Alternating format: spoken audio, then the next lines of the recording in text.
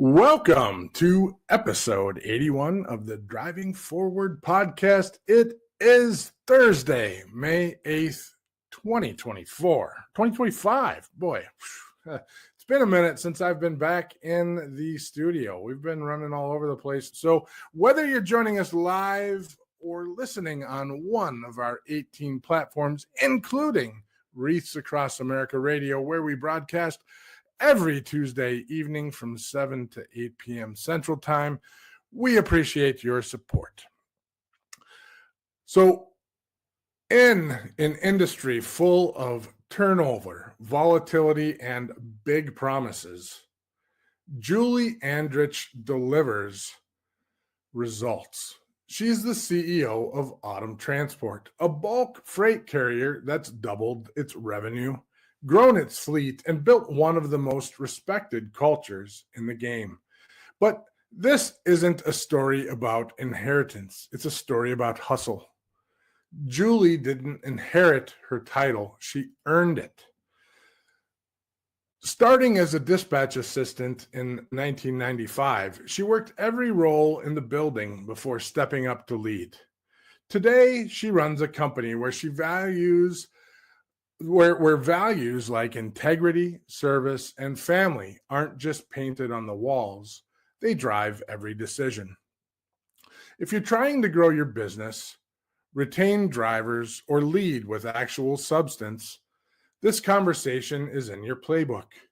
Get ready for real talk on trucking leadership, fleet growth, driver retention, and what it takes to run a freight company people actually want to work for.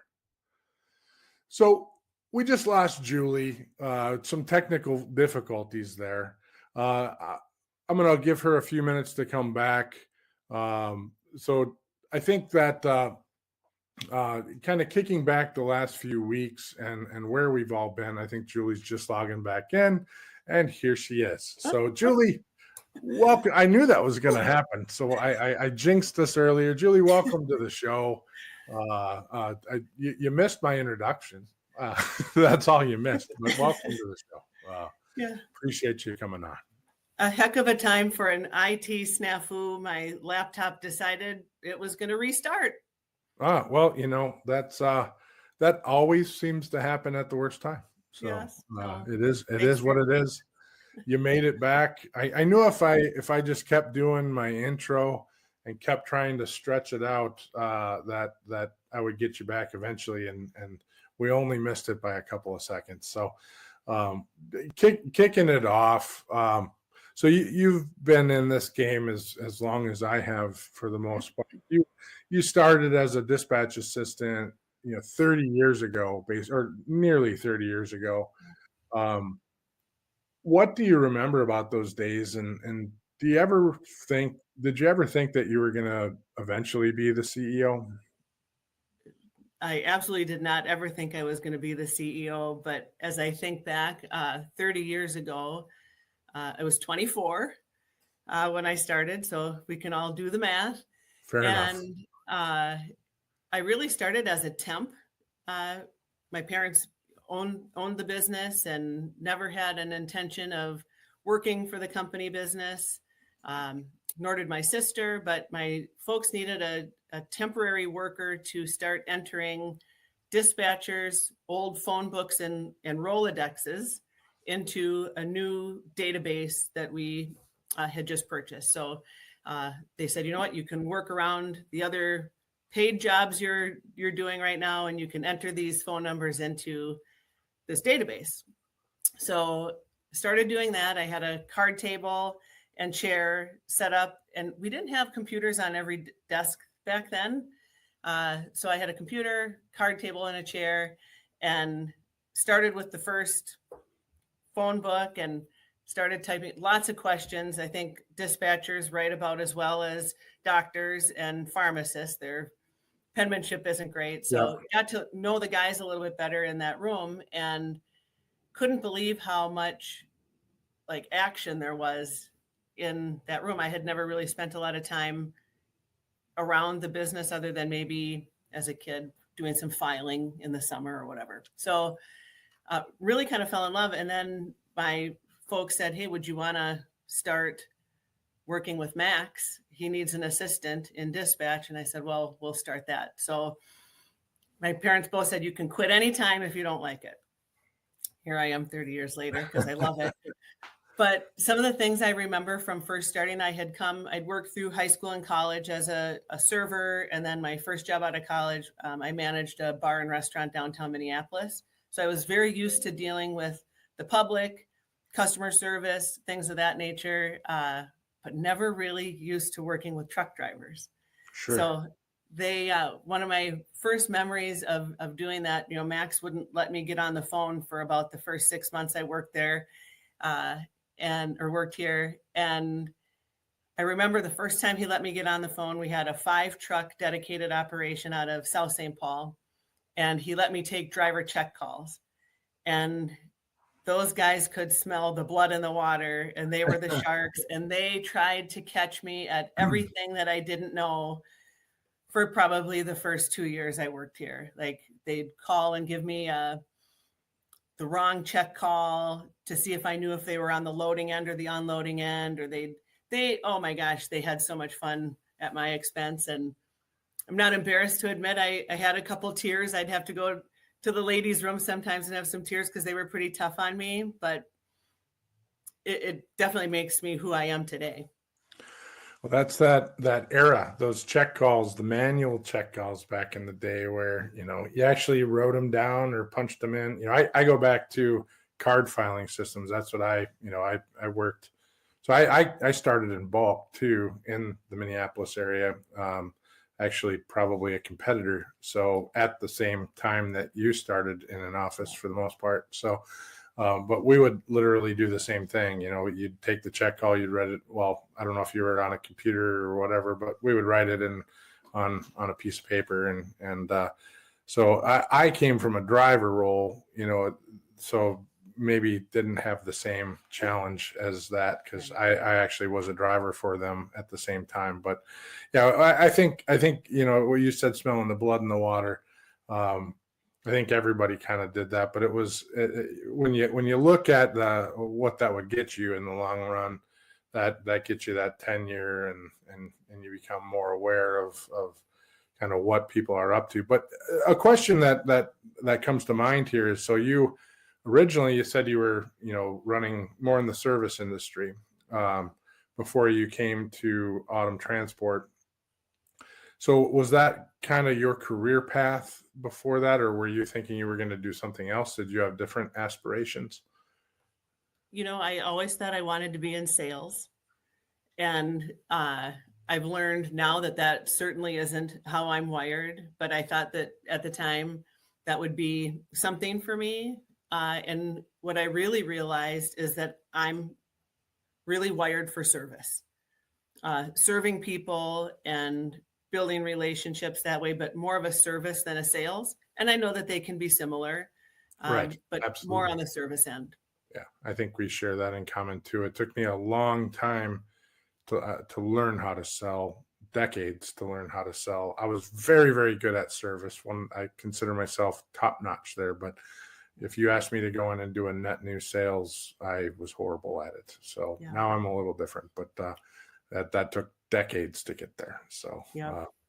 Absolutely. So another thing, when we were talking earlier, and I think you've said this in other areas, that you've never wanted to be known as the owner's kid or anything like that. So what did it take for you throughout the years to earn the respect in the business that your parents built and not be the owner's kid?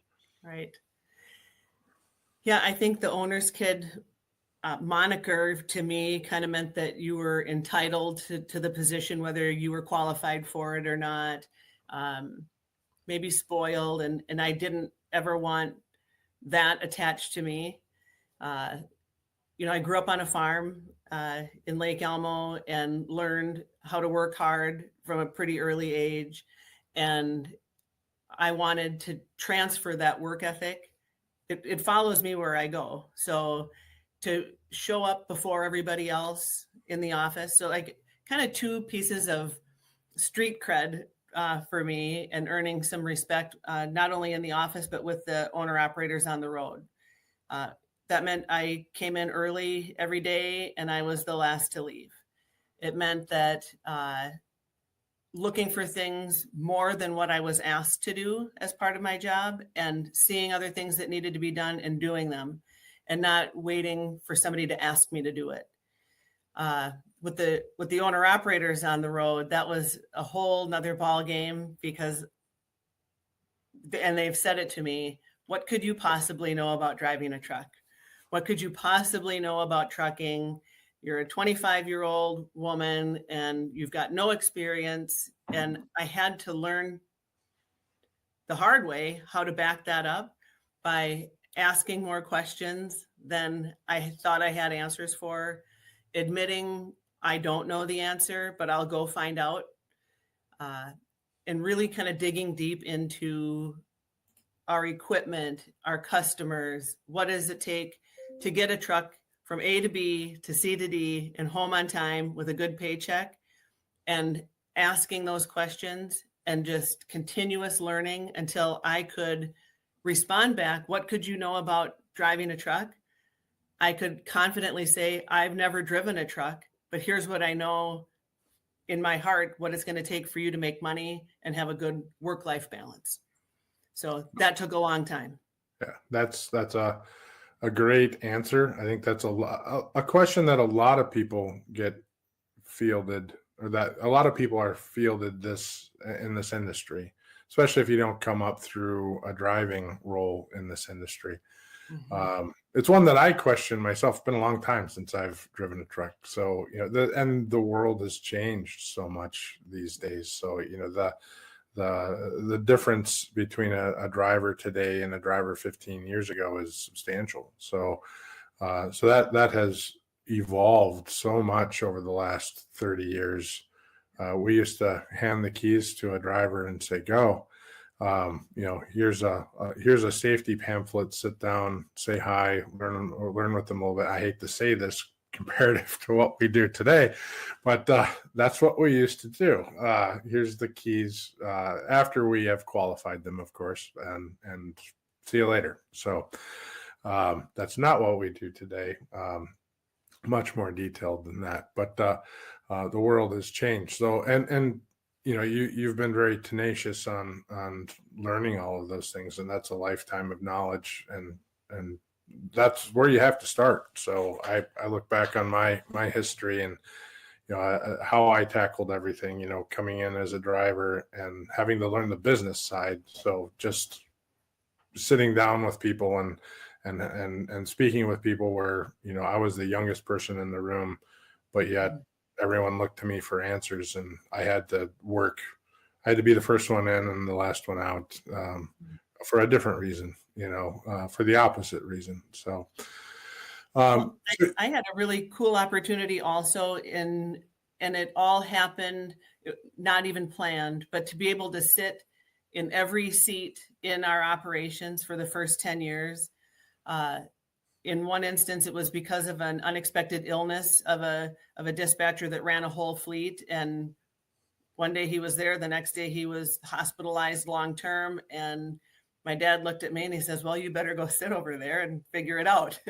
Right. And I had enough dispatch experience, but had no idea who the customers were, no idea who those owner operators were, lanes, rates, or anything. And just getting stuck in that seat and being told to figure it out was a benefit to me, a little painful and rough at the beginning, but I had that opportunity over a 10-year period to sit in every seat in our operation. And that's what really helped. Yeah.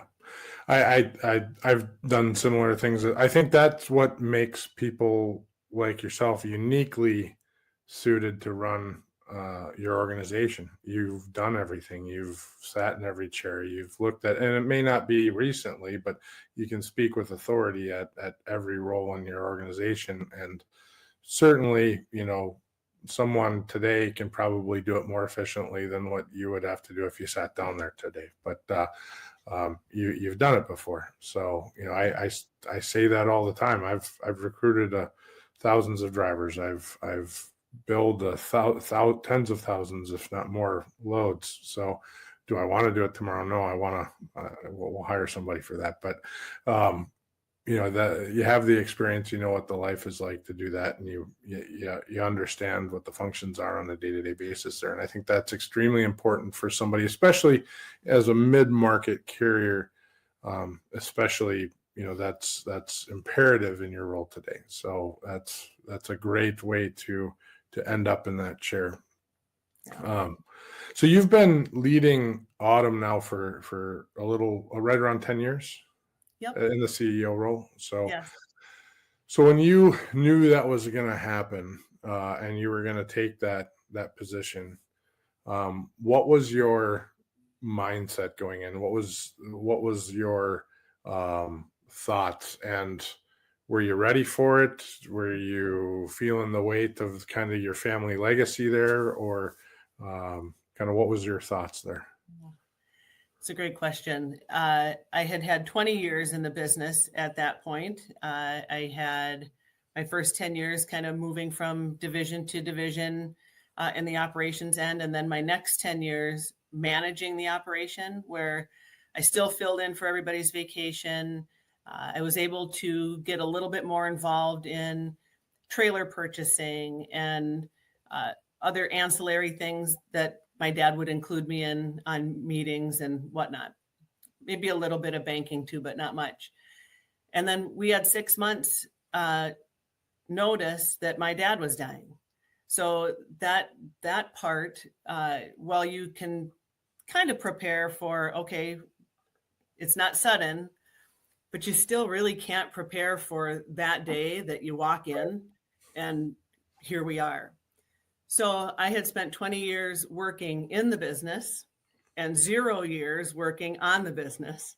Yeah. And I reached out to a family friend, and asked if he would meet with me quarterly to help me get to read a balance sheet, to read a cash flow statement, tell me about this. And he would send me back quarterly with really good challenge questions and tasks to tackle.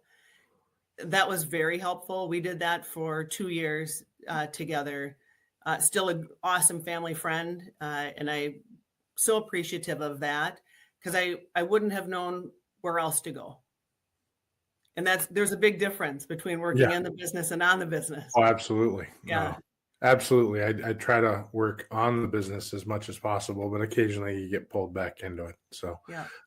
That's absolutely a huge differentiator. And when you're not expecting that, that's a tough family thing. So that's one of the problems with family businesses, is that you have the family side of it, and then you have the business side of it, and you have those two emotional things that you have to go through. So, that's tough. So, that you have to go through the transition of that, and then you have to go through the education of that. And I know a couple carriers here in town that have gone through similar scenarios, and it's a lot of education, and kudos to you and on coming out through that, even through the difficult times. So, well, and you mentioned too, it's a family business, and you asked the question about the weight of the legacy, and I'll be honest, the fear of, well, my dad ran this place his entire life successfully. What if I screw up? right. Like, it's awful. It's an awful feeling. And then what's my mom going to think, or what's my sister going to think, and whatever. And I'm grateful that that's not what happened, but there is a real element of fear in that as time goes on and you get, a little more progress and a little more success, that tends to go away. It's not the little devil on your shoulder, but yeah, there's weight in that for sure when you're in a family business. Yeah, absolutely. And all the expectations that come with them. So they are what they are. So, so since you've taken over, you've had some growth, you've had some positive things, lots of positive things. So, What are some of the moments that have made that possible? So we have an amazing team here, an all-star team of uh, people that they're absolutely invested and they do want to grow this place like it's their own. So giving people the opportunity to take some risk, look hard for new business. We've got some good hunters here that are looking for new business. And we've got awesome farmers who just love on our customers and love on our owner operators, but giving people the chance to chase that themselves. I mean, they are in it like it's their family business too, and giving people empowerment to lead and go with it, I think is all of the whole reason why we've grown. That's great. Yeah. I've been much more aware of your business since you've taken your role. So, very much so in the last 6 or 7 years, I would say, it's become much more noticed by me. And just so everyone know, I mean, I'm not far away from. I mean, we're in the same market. So, Minnesota carrier. I live in Minnesota, so having been in trucking for 3 decades here. So, not to mention, we sort of were reintroduced through Chris Thomas, who's been on this particular show a countless number of times. So, I just saw him last week, by the way, too. So, He's got a new Mac. I haven't been able to see it. I should have just went out and saw it. He had it parked in Indianapolis when he stopped by while I was there. So, I Yeah. did get to see him for a brief minute, but Yeah. I'm excited that he's got his new dedicated run with you guys. I'm excited that he decided to pick a direction. So that's a beautiful thing, and this is a debate that I've had with him over the last year and a half. So I think I've known him about that long now. And that's just, I think, a testament to Autumn. He's been with you guys a very long time. Mm-hmm. And the fact that he's committing to a new truck, and this dedicated lane is, with all the discussions I've had with Chris over a period of time, that's a great thing and a testament to the whole crew, amongst other people that we've met with at your organization. Something to go with what you just said. We were talking a bit ago, and you said someone that was new in the organization, she's been here 3 years. When I talk to other companies, a 3-year person is fairly tenured. So, do you have any idea what the average office staff employee has been at Autumn for? I don't know what the stat is, but like Julie Arndt here is going to retire in September, and she's been here 15 years, which is a Yeah. third of Autumn's existence. And she's been in the same seat for 15 years in our pneumatic dispatch. Yeah. But we've got some long timers Yeah. over the years. Yep. That's great. That's great. So moving along with the growth and strategy here, and how things have gone, what's something you didn't expect to be difficult, and yet it was as a CEO, and how have you learned to manage with it? Yeah. COVID. Yeah. Well, And COVID was good to us in the bulk side of things. Sure. We did not suffer like the van and the reefer people did. We were fortunate enough here to have implemented in IT infrastructure. I say that after my computer restarted at the beginning here. But, we had just implemented a way for people to log in virtually from home, thinking in the end of 2019 when we implemented that, we've got some people that drive from the West Metro or from, a fair distance. And wouldn't it be nice if we had a snow day if they could just plug in and work from home? Yeah. And never really had a chance to try it until March of 2020. And we had a group of people that decided they wanted to work from home and a group of people that said, we just want to come to the office anyway. The challenge in that, so our IT was awesome. Like, we were set up. I'm so glad we weren't behind the 8 ball on that, because then everybody would have had to come to the office. And I think that would have been Right. difficult because some people didn't want to come in. But the challenge of mask or no mask, what is everybody has an opinion, everybody has a vote. And then my biggest challenge was, we're going to put a line in the sand here, and this is how we're going to run our business. And you can stay or you don't have to stay, but this is what we're doing. And really, that was maybe my first big stand on not taking a whole lot of collaboration. And guys, we got work to do here. Let's go. Yeah. Yeah. Yeah, those were interesting times. So and surprising, a lot of companies, at least initially, I think the COVID hit a lot of companies after. We a lot of companies were doing a lot for the first 2 years, and then depending upon what niche you're in the industries, if you were hauling automotive, you got hit really hard. But some of them were going wild, and I remember working with companies at that time. None of us really got to take too much of a break, but we were all trying to figure out how to make it work. So I was just talking to another business owner yesterday who had said, I couldn't keep the news out of my office. They just kept wanting more and more information from us. And, they're like, we're working 14, 16, 18 hours a day and trying to do more with what we have than possible. And you're just trying to hold the ship together through this thing. So, Right. so yeah, that was certainly I think that tested all of us and showed everyone what could be done. And it's never really stopped. No. So I And think we continue to go through it. So when you're the CEO, everybody's looking at you like, what are we doing? right. And you have to pick a path. Yeah. And I'm grateful everybody stayed. And not only did everybody stay, nobody said, you're nuts, Julie, we're not doing this. Everybody said, yeah, we're staying, and yeah, we're doing this. Yeah.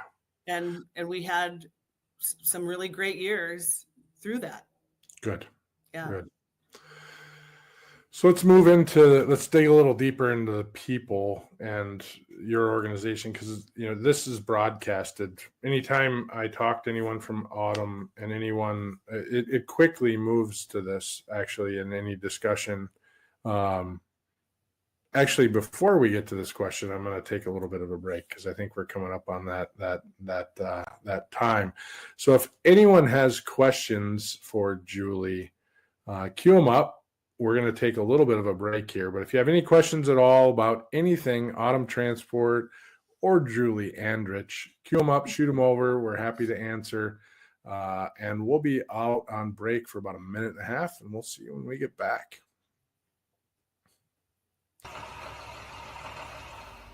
If your fleet's downtime looks like chaos, you're missing out on GLCS.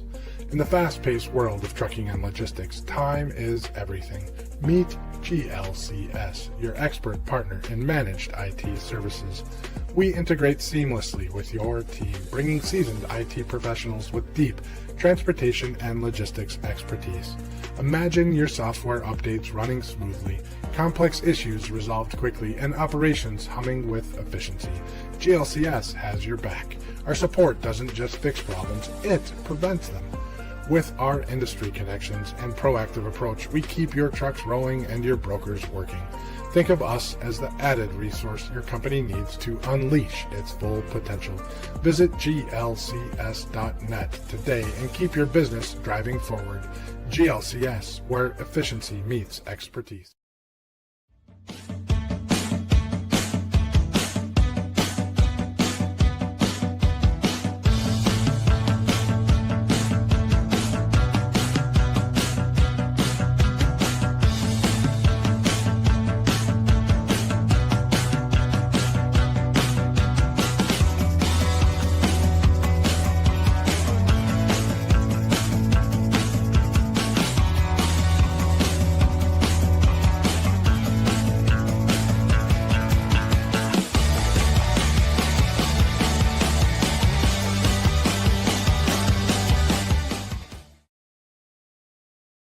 And we are back.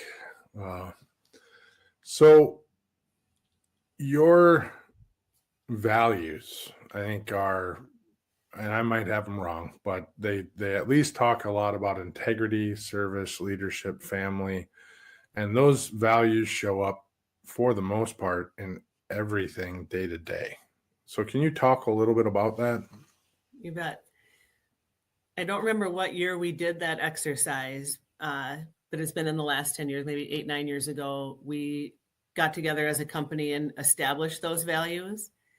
And that was fun and difficult at the same time. We still joke today that honesty wasn't a value, and neither was safety. And we joke about that because they're still very core to who we are and what we do. But really settling on those 4 words, everybody is bought in to what those mean, and it's everywhere in our office, on the road. We are definitely a family in the office. We know maybe too much about each other, but I don't know that that's a bad thing. We'll call each other out if there is a lack of integrity in something, and because we all believe in it, that is the direction that we're going. I alluded to earlier the leadership piece. Everybody leads from the seat they sit in, and it doesn't mean that you have to be the CEO. You can do anything here and lead. And service. I mean, that's what we do. Right. So yeah, I think especially the crew we have here that is like the conduit between our owner operators and our customers. When we've hired a lot of people over the years that have no trucking experience whatsoever, but we can teach you to spell truck. We can teach you to route a truck from A to B. We cannot teach you to have integrity or have compassion for people and treat people with respect and like human beings. And so when I look at resumes, and I still do, my new job here is phone screen for new employees because we're growing. I want the personality, and I want the core person more than I want a list of what their accomplishments have been in trucking. Yeah, I'm in alignment with that. And going back to honesty and safety. So I feel like any trucking organization that's out there, especially one that's putting itself out there in any sort of public manner, has a safety centric organization. And if you want to list it as a value, fine. But if you're not a safety centric organization, you know that already. You can tell as soon as you walk in the door. So the values are kind of a given that trucking companies are safety centric. You have to be, otherwise you kind of go out of business or you have horrible scores. And honesty, I feel, goes right with integrity. I feel like that's just part of integrity. We don't have our values necessarily listed. I think as a organization, you either are one of those that blasts your values out there, or you're kind of quiet about them, and you just know. We're very much so at GLCS. We're very much so a service-based organization and service first. But integrity above all. And if you ask any of our customers, they'll tell you that too. We'll go way above and beyond what we need to ensure that things get taken care of. And, so I feel like, you have those kind of taken care of from that angle. From hiring people, I absolutely agree. You can train, you can put the knowledge into people, especially, you look at people are investments. Their investments in time, and especially if they stay with you for years and years and years. Education can be out there, but it's hard to change someone's core. So I agree with you there. You can train integrity. I think you can train integrity, especially to someone that's young. But I mean, bringing somebody in that's been around a few years, that's maybe not as easy. So yeah, it's hard to train the old dog. So. Yep. Moving along with that, then, as far as your drivers go, you don't have a very high turnover, correct? No, I Uh, think we're at 38% okay. this year. Uh, so how do you achieve that, and how do you keep those drivers happy? I mean, if you don't mind talking about that, what do you feel is the differentiator there? Yeah. We treat our owner operators like they are professional human beings because they are both. And if they're not one or the other, they don't belong here. If they're not both, they don't belong here. Right. Right. Yeah, Uh, absolutely. yeah. And our group, and this goes not only from dispatch, but even our back office, they have communication, whether it's on the phone or on an email with our owner operators as well. And they're treating them with the same respect if it's asking for an extra copy of paperwork or whatever. But going the extra mile, I think, is what differentiates everybody here at Autumn, in that we know every one of our owner operators by their voice, not their truck number. Yeah. We probably know them by the last four numbers of their telephone number when it comes in on the caller ID. We know where they live, their spouse's name, if applicable, kids, what do they do when they're not in the truck. We really get to know them. And that, I think that's meaningful. Yeah. That's like, isn't that what gets us up every day, is relationship? Yeah. That's how it should be. I mean, that's absolutely how it should be. These are they're part of your organization. They're no different than if they're working next to you. So they're the folks that are executing, and that's how it should be. So I've never seen that any different than 20 to 30 years ago. That's the same as it's always been, and it's not any different today. No. And that's an important thing to do. So the drivers that are numbers that's a huge delineation between a company that has a high turnover rate and a company that doesn't.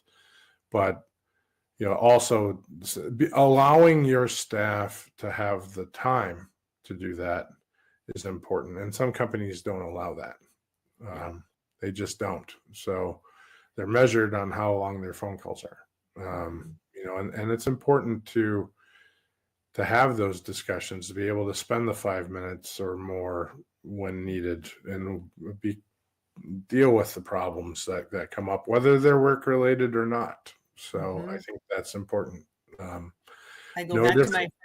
I'm sorry. No, go ahead. My first 2 years working under Max here, and there was no people net or anything like that back then. It was just the phone call, and there were no cell phones. So they had to either call from a shipper or receiver or a pay phone. Really dating myself now. Yep. I would hang up the phone and he would say, "How did he sound?" And I never really knew what that meant for a long time when I started. Well, what do you mean? How did he sound? Well, did he sound like he was gritting his teeth? Did he sound tired? Did he sound happy? How did he sound? You know where he is on the map today, but how did he sound? Was something that I have carried through for 30 years here, because we do listen on the phone more than we meet people face to face in our jobs here. How do you sound? And I'm fortunate enough in the office. The other piece is, how do you look? Do you look tired? Do you look sad? Are you happy? How come? And ask those questions. But to be able to talk to these owner operators on the phone and say, "Hey, are you okay? You sound a little tired or a little off. Do you want to talk?" And then if that conversation's 20 minutes, we've got a whole team of people that can answer the phone calls that are waiting in queue right behind you. Yep. Taking that time. Absolutely. It's no different than an office person coming up saying, "Hey, do you have a minute? Can we talk?" versus I got to take an extended phone call or someone coming in. It's imperative. It's imperative. So, and it's the difference between a good company and a great company. So that's my opinion. So, so over the last 3 decades, what changes have made you hopeful? Which ones worry you? Kind of, looking at it as if you take that 10,000-foot view, what's your thoughts on that? Kind of what makes you hopeful and what worries you over the last three decades? Looking at it kind of now, I guess. I used to worry about the baby boomers retiring because Yeah, I didn't think there was a good pipeline of young people behind them. So I worried about that. But there's nothing to worry about. I think we do have a wonderful group of young people that are choosing this industry, whether it's behind the wheel or in the shop. We've got a generation of people that are hard workers. And so my worry that we're going to age out of our hardest working baby boomers, it's just not true. I think we've got a great demographic coming up to take the wheel. Trucking as a whole, I don't love the legislation of California AB5 and right. the role that takes over defining an owner operator and independent contractor. At Autumn, we're 100% owner operator, and I believe in the American dream. And I think everybody should have a chance to own their own business. If it's one truck, 3 trucks, 10 trucks, or a company of all owner operators. And that bothers me that it takes that opportunity away from the American dream. I'm in alignment on that. You look at the path to start a trucking company today, and it is, if that becomes a nationwide thing, it makes it very difficult. The cash it takes to roll a truck under your own authority and not factor. So, and I don't want to go too far down the factoring discussion, but to appropriately roll a truck today is wildly high. Just one truck is wildly high. If you can even do it with all the compliance that's required between, buying the truck, having the insurance, getting your authority and whatnot, without aligning yourself with an organization like yours to get established and then determining what next steps might be if you want to take those steps. It's very, very hard to start a company today. I even think about our lease purchase program here and the price jump in used trucks in COVID. Yeah. And Yeah. do we really want to make this investment at twice the price of what it was last year? We were strategic. We were cautious at times, but we were fortunate enough to have cash and a line of credit to do that. I don't know how anybody could have started from scratch at that time with used trucks at $120,000 plus.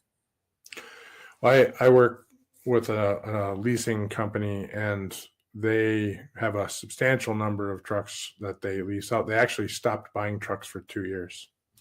Yeah. So they just were not going to put themselves into a position that they had trucks that were far too expensive that they were leasing out and taking risks on. They just weren't going to do it. So they put themselves in a poor position for 2 years until the used truck market somewhat normalized. So, yeah. Which is crazy that they did that. But in the long run, I think it was a very healthy move for them because now they're not getting all these trucks repoed.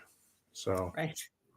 And I think they weren't a trucking company, they're just a leasing company. So they would have not, it's not like they could have rolled them in or released them or whatever. I mean, they can re-release them, but they're going to carry a substantial amount of debt on their books. So wouldn't have made sense. But yeah, it was a tough, that had to have been a tough decision at that time. So, but certainly any of these folks that bought trucks at the peak, if they're still running around with those trucks, have to be, as we're seeing the rates plummet, have to be, I don't know how they're still operating, actually, to be honest with you, if they bought during the peak. So,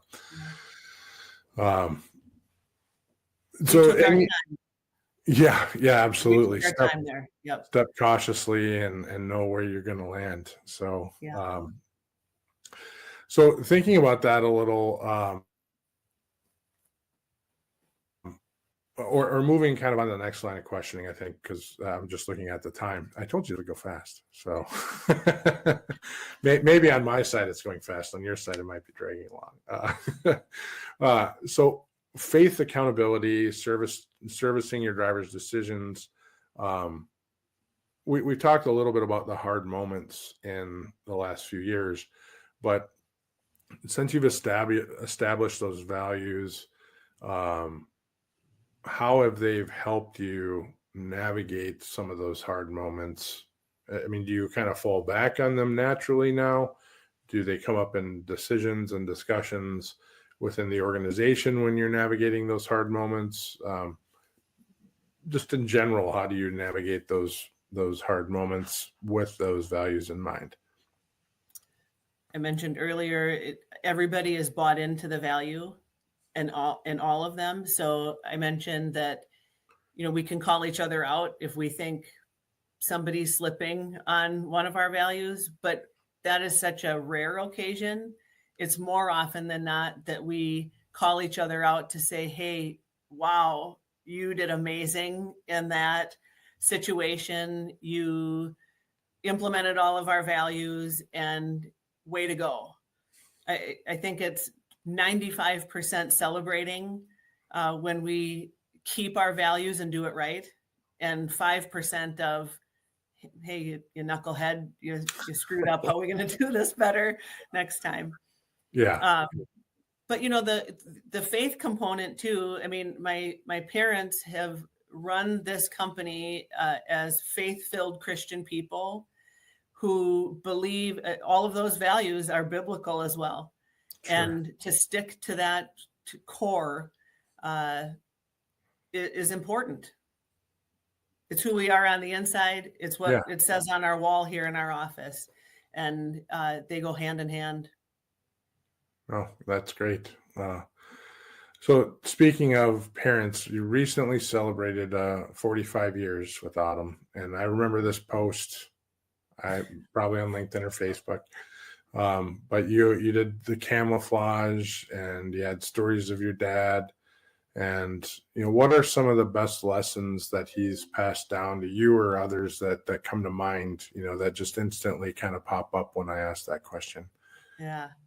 So when my dad passed away, a group of people here got together and they made a framed piece of art that had all of the Lowell-isms on it. He was very famous for repeating the same Lowell-isms over and over.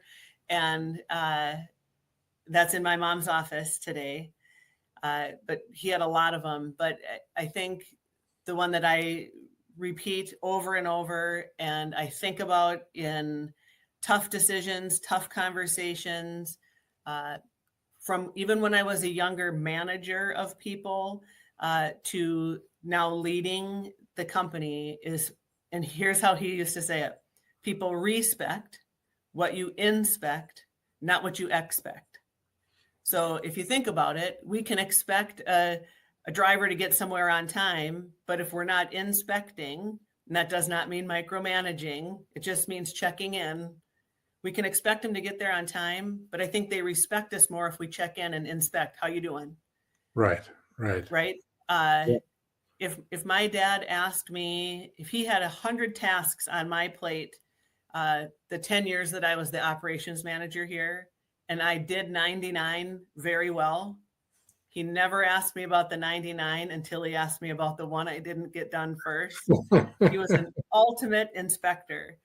And that kept me on my toes for sure. And I always wanted to talk about the 99, but the one. And he was really good at that. Yeah. And he was really good probably at knowing that one too. He knew exactly what needed to be done still. Yes. I know that type of person. And I just had a little moment there. So there's a guy in my history that had Rexisms. So his name was Rex. So a mentor of mine in my career. So, but when you said Lowellisms, similar thing. And when he passed, we made a book for his wife of all the Rexisms and all the different sayings that he had. So, and we gave it to his wife. Actually, I think I still have a copy of that book somewhere around here. So, but all the different sayings that he would come up with. He was our operations manager for many years. So, but yeah, that's a great message. So, so you've hit a lot of milestones, a lot of great things. What's Autumn or you still chasing, and what's next under your leadership? Yeah. So we are just at the very beginning stages of what we're calling Autumn 3.0 here. And we've done things kind of the same way, which a lot of it is really, really good, especially as it pertains to our values. But we've gone from 85 trucks 10 years ago to 145 trucks today. And our whole crew here still has the same set of responsibilities, and it's too much for them. So for example, our dispatchers are still maintenance people, where they're making sure that the tires on our trailers are correct and making sure that our DOTs are getting done on time. And we've got some in our TMS that manages that as well, but they have so much responsibility above and beyond just profitably getting an owner operator from A to B. So we just started this 2 weeks ago. Everybody has provided what they do on a day-to-day, week-to-week basis. We reduced it to Post-it notes, and we've met now four times. We've got one more group to go for round one, and we're going to streamline everybody's job. And if it means taking things off of certain people's plates and we create a new job in our office that handles those things because it bogs us down from doing what we do best, that's the direction that we're going to go. And we have a tremendous amount of energy around that 3.0 initiative. We're probably going to implement a little bit of AI, but not too much, because we really don't want to lose our personality in the marketplace. Sure. We really want to have still that human connection, but taking some of the things that we do day to day that are boring, that a computer could do, and help dispatch especially not take their eye off the ball of what they're really here to do every day, is where we're headed. And we believe that with that change, we can go to 200 trucks pretty quick without changing who we are, without adding people, and grow. Yeah, I think looking at it, the approach that you're taking, more of a scrum, so taking the Post-it notes and pulling everybody apart and sticking it on a wall. Do you have a office that's just full of Post-it notes right now? So we don't have we have a lot of windows in here. So I've got a lot of big paper stuck to windows, and I just begged everybody here that's under 30 years old not to judge me for Post-it notes. I'm sure there's an app that could do exactly what we're doing. Is. I can give you a couple. So I can absolutely. If I'm in charge, it's going to organize my way in my brain, or I'm not going to figure it out. Yep. Doesn't matter. However you can get it done. There's no right way or wrong way. There's the right way, and the only way that's the wrong way is the way that doesn't get it done. That's my opinion on everything. So so we did get a comment this is actually from Mark Bugner, who I think is talking about the Lowellisms here. So it's a LinkedIn user, but which I'll have to message Mark and tell him how his name can pop up there. But he did say, nice, this is a huge mental health matter. I love to hear that. So very nice. I think that approach and constantly improving and then continuing, you may find that at the end of this, with how fast the world is just moving, you might continue this at a smaller approach, looking at smaller processes and feeling that you need to just continue this and just self-improve and develop ways to look at cost controls and whatnot. This is something that a lot of people do. So, and bulk legs. So not that I'm gonna work with a lot of different companies, a lot of different size. So I won't make this into a TED talk, but the bulk carriers have a tendency to lag on this unless you're hauling stuff that goes boom. So those guys have a tendency to be a little bit more edgy, but so Well, you have to be open to being adaptable. once you start improving, don't stop improving. So Right. absolutely. So last question for you. When it's time to hand the keys over to somebody else, what do you want the people inside Autumn to say about the way that you led? I hope they say I led with enthusiasm. I hope they say that I cared about everybody. I hope they say, man, maybe she does know a little bit about trucking from where I started. I just, it's such a great place to be. I hope that into the future, it's carried on with the same feeling of family. And I do hope that everybody says she treated me like family, which doesn't mean you always get along. Right. No, it actually probably means the opposite in a lot of cases. Yep. But it means that go ahead. That you love each other no matter what, and you end up in a better place because of maybe a tough conversation or other. But I hope everybody says she treated me like family. Absolutely. We were going to say the same thing. So I agree. And here's our friend, Chris Thomas. So hey, Andy. Yep. I was hoping you'd chime in at some point. So, well, Julie, I really appreciate the time today. It's great to have you on. How can people find you if they want to reach out to you or Autumn Transport? Yeah. So I'm on LinkedIn. Our website also has my contact information on it as well. We're all over social media as well. So I'm pretty easy to find just about everywhere. Great. Well, I once again, I really appreciate you coming on. Thank you. This was a long time in coming, and it was great hearing your story. You can reach out. Oh, I got another comment. So, Jordan Brandon. Just as a former Autumn employee, I can say Julie's leadership is applaudable. So thanks for the comment. And he didn't know trucking when he started. And he's a successful young man. So thank you, Jordan. Good deal. Yeah. So once again, appreciate you coming on. Appreciate hearing your story. Look forward to seeing you somewhere down the road, and we'll catch up with you soon. Thanks for having me. Absolutely. Take care. Yeah, you too. So in this business, anyone can chase growth. The real ones build it with values that last. You can hire the best, buy the flashiest tech, and scale it like crazy.